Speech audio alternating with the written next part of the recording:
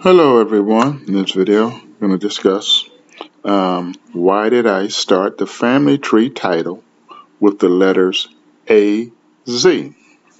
Well, to understand that, you need to understand the difference between a family tree and a pedigree. Alright, often you hear people, they'll say, oh, we're working on our family tree, or so-and-so is working on started our family tree, so on and so forth, and whatever. Well, often and every time I hear someone who starts a conversation like that, automatically I know he or she knows little about a real family tree. Because in a real family tree, there's no such thing as our family tree, my family tree, his father's family tree, his mother, or so and so. Because in a real family tree, it's about connecting all the dots, all the family history of every individual linked. Um, Most people, when they think of a family tree, they think of a pedigree, a bloodline. Let me go into the family. All right. Now, as you can see, we have last names. All right. If I were to go to the G's for Graham, me, of course. Now, this is the thinking. I'm going to start a Graham family tree. I'm going to start a Gibbs. We're starting our Gibbs family tree. We're starting a Gardner family tree, a Griffin family tree, a Greenwich family tree, so on and so forth.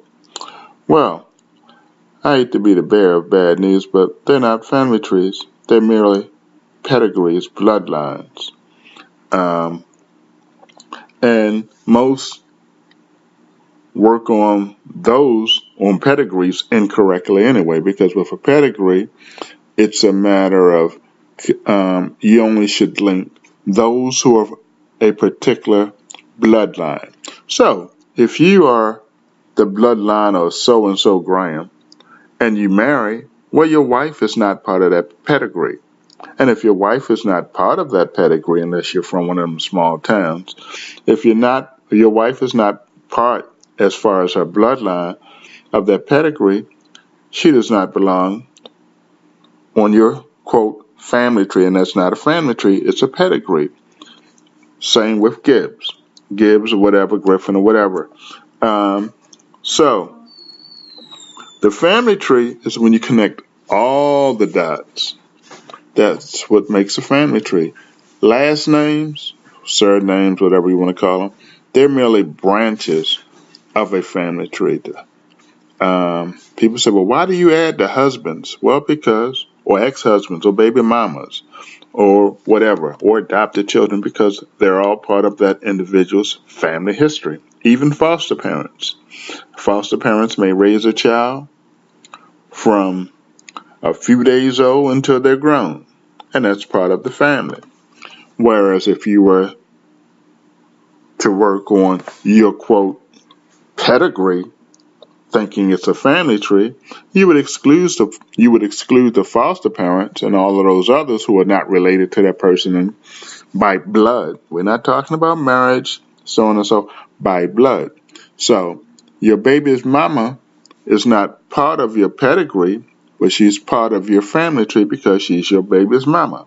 Your baby's daddy, the same thing. Your ex-husband is not part of your pedigree, hopefully, but then again, who knows? But technically, your husband is not part of your pedigree because, again, the pedigree and what most people think is a family tree is that bloodline. And because he's not part of that bloodline, he should not be in that, quote, family tree that you're thinking, but it's a pedigree. People want to pick and choose. Well, I don't want her on there. She had 7 children by 7 different men, and so on and so forth. Or she had children by 4 of my nieces, 4 of my nephews.